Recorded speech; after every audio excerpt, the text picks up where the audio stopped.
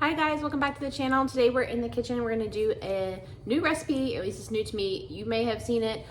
Some friends of ours were so sweet not long ago and brought us some food, and part of that was some summer sausages. So I kind of portioned them out in little bags and stuck them in the freezer. So I grabbed one of these out, and that's going to be our protein source for our dinner tonight. And I saw this recipe on Pinterest. It's called slow cooker sausage and potato casserole, I think is what it's called. So we're gonna kind of adapt it just a little bit. It calls for summer sausage, either fresh potatoes or some frozen hash browns, whichever one you have on hand or whichever one you prefer. Some onion, which I don't have an onion, so I'm gonna have to leave that one out. It's on my list to get next time I go to the store. And then cheddar cheese, a can of cream of chicken soup, and sour cream and salt and pepper, and that's it. So we're gonna get these potatoes peeled and diced really quick, and then I'm gonna show you how to throw it in the crock pot. Okay, so the first thing I did was peel these 4 potatoes. They're not really big, but they're not tiny either. I sprayed the crock pot really well with nonstick cooking spray, and then I just diced them up. That's all I did. I did them in pretty small chunks, so that they were be about the size of like breakfast potatoes. I mean, have you seen those? You can buy these frozen as well. The recipe calls for 1 32-ounce bag of hash browns, or I guess breakfast potatoes, or you can substitute fresh potatoes like I'm doing here. So I got those chopped, got those in there, and then I kind of did the same with the sausage. It calls for 14 ounces of kielbasa or summer sausage diced into small pieces.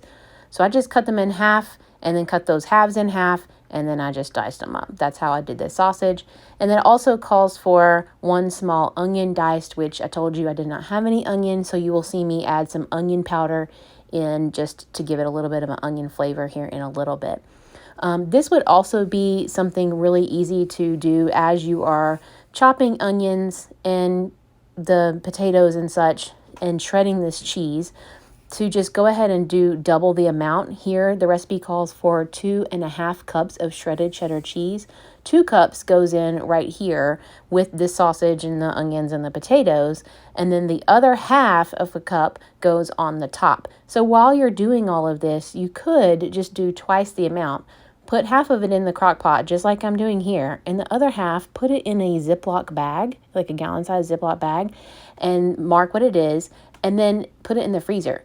And then that would be an easy dinner for later, because all you would have to do is dump those contents into your slow cooker and then mix up what I'm doing here, which is a half a cup of sour cream and a 1 10-ounce can or 10.5-ounce can of cream of chicken soup in a bowl. That would be all you would have to do, is grab a can of that and then some sour cream, mix it up in a bowl, add a little bit of salt and a little bit of pepper to taste. I didn't do a lot. People can salt and pepper their plates if they feel like it needs more. And then once those, what you've chopped is in the crock pot, just mix this up, and you're going to pour it on top after you've mixed them all together, and you're done. That would be an easy dump and go freezer meal in a Ziploc bag for later. And since you're already chopping, or do it even easier and get the hash browns or breakfast potatoes that are frozen, and then all you have to do is get some frozen chopped onion, and then all you have to do is chop up some summer sausage, and you're pretty much done. This can't really get much easier than this. You're just gonna add in that sour cream and soup mixture, give everything a really good stir, make sure everything is coated. You're gonna put a lid on it, and then you are going to set your timer. Now this is supposed to bake on, before you put the lid on, you do have to add your other half a cup of shredded cheese on the top, but once you add that in, you don't stir it, you just leave it on the top just like it is, and then put your lid on. And then it is supposed to cook either on low for 6 to 8 hours or on high for 4 to 6 hours. Now we were in a time crunch, so I decided to go ahead and set mine to high for 4 hours. And it did not actually take the entire 4 hours. You will know that it is done when the potatoes and onions are tender. So I'm just going to check it. It had about 15 minutes left, I think, on the timer before the 4 hours was up. And you just check and see. This is what it looks like. See, the cheese is all melted. You just grab some potatoes down in there. Make sure they're tender and they're done. and these were, so it was done. So then at that point, it's ready to eat. All you have to do is spoon it onto your plate and get your side item together. In this case, we had some ears of corn in the freezer. I set those out to thaw as well when I set out the sausage.